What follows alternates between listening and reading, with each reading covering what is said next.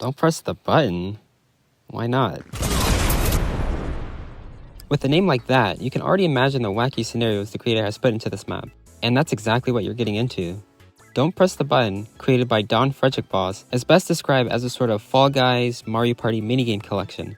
Each round, the button spawns which starts the next minigame. This then randomly selects one of the 80 stages of the map that you have to complete for a point. There's a wide variety of challenges here, ranging from death runs to parkour to PvP. Every round feels completely different, and as all the players hover around the button, you're anticipating what sort of challenge you'll all have to complete next. An interesting thing about the stages is that for some of them, multiple players can clear it, similar to the qualified aspect in Fall Guys. You can't exactly interact with other players in the map, which has become increasingly common for the death run genre, but scenarios like this can happen, where it seems like you're basically teaming up with the other players in a given stage. Wait, why would he do that? And I honestly think that's okay. It's quite obvious that this map was intended for friends within a party chat, and it's a more laid-back experience. This isn't a zone wars or box fighting map where teaming can directly hinder your practice session, so try not to take that aspect of the map too seriously. Items can be bought within the store, which can appear as a stage during gameplay, and you earn a coin each time you win an event. Seems like there's also a rank progression system in this map that rewards you for winning rounds. When I loaded into the map a second time, both my coins and rank progression were saved, even the items in my inventory. Features like this can add replay value to maps, as it eases the friction of players playing the map over multiple days. As far as the main gameplay loop goes, that's pretty much it.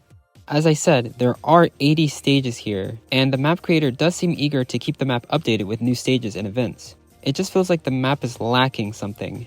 Going back to that Mario Party example, what makes those games so compelling is the balance between the game board and the minigames. The minigames give you a break from the game board and gives you a moment to test your skills, get ahead on coins, and the game board serves as the main thing you're working towards, the end goal of the whole game.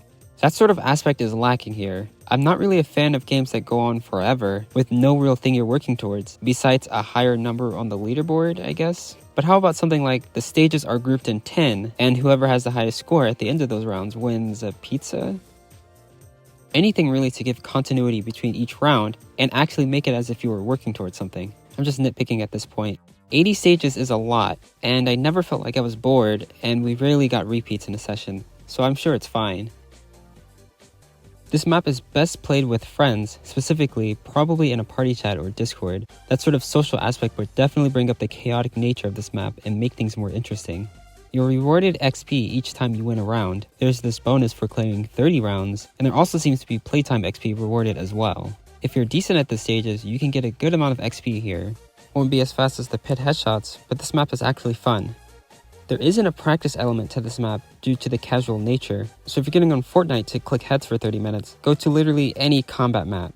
The spectacle of this map is one of the best I've seen so far. Going between each stage feels like a fever dream. There's so much variance on the detail and scale of the stages, and the music and sound effects really add to the atmosphere. I honestly might switch to higher settings to enjoy this aspect of maps more. It beats looking at 4 brown walls all the time.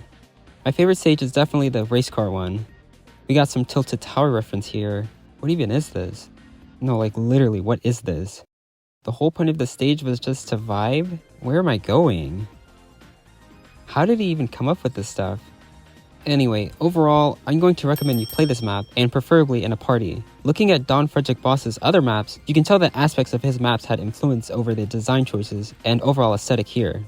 Combined with the experience and a more unique idea, it led to a pretty successful map.